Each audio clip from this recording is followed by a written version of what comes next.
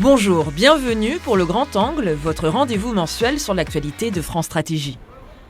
Paris, carreau du Temple, des milliers de demandeurs d'emploi se pressent pour rencontrer des recruteurs à la recherche du sésame.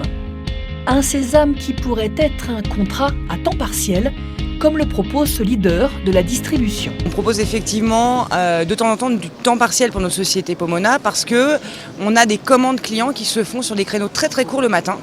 Et très clairement, nous avons des pics d'activité importants entre 10h et midi le matin. Donc nous serions intéressés par du temps partiel. Alors question, avec le temps partiel, y aurait-il un gisement d'emploi à explorer ? Nous avons rendez-vous avec Amandine Brinchamet, économiste à France Stratégie et auteure d'une note sur ce sujet. Cette note décrypte l'écart sur le taux d'emploi français par rapport à nos voisins européens les plus performants.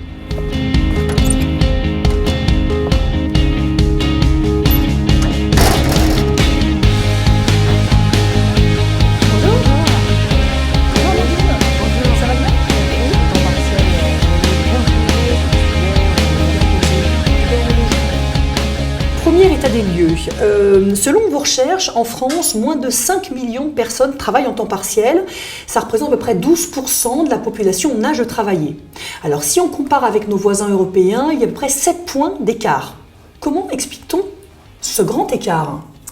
Effectivement, donc la France a fait le choix de privilégier l'emploi à temps plein.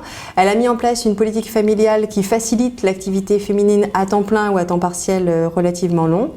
Et au début des années 2000, elle a réduit la durée légale de travail de 39 à 35 heures et supprimé les exonérations de cotisations sociales patronales sur le temps partiel, mesure qui a eu pour effet de stopper la progression du temps partiel en France. Chez nous, le temps partiel, il est polarisé et féminin. Qu'est-ce que ça veut dire et comment explique-t-on ça ?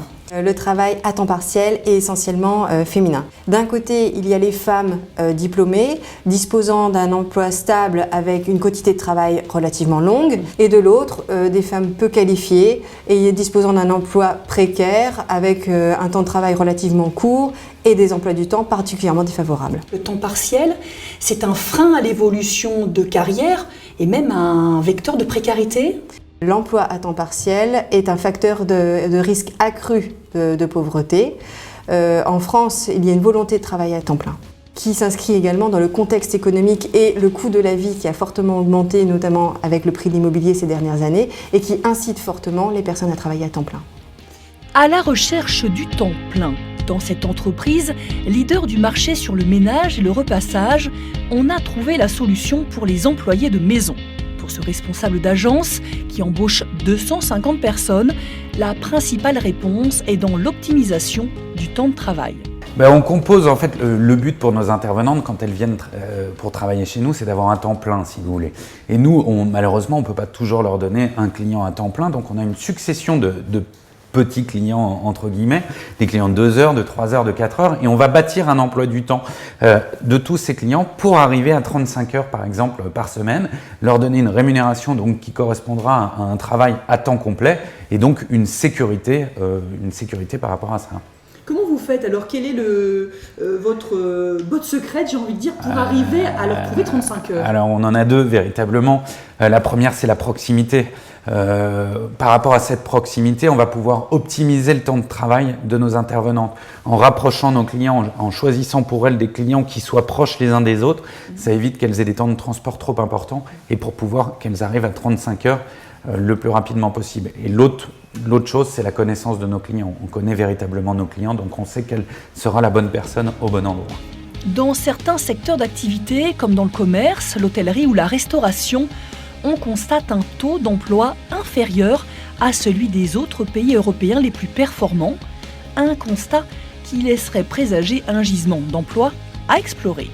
Disons que ce constat doit être nuancé par le fait qu'en France, on recourt moins au temps partiel dans ces secteurs que dans les pays européens à fort taux d'emploi, et qui plus est, le temps partiel y est également plus long.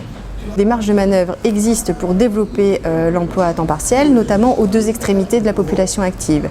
Chez les jeunes, en lien avec leur formation, il est un moyen aussi de s'insérer plus facilement sur le marché du travail en leur offrant donc une expérience professionnelle.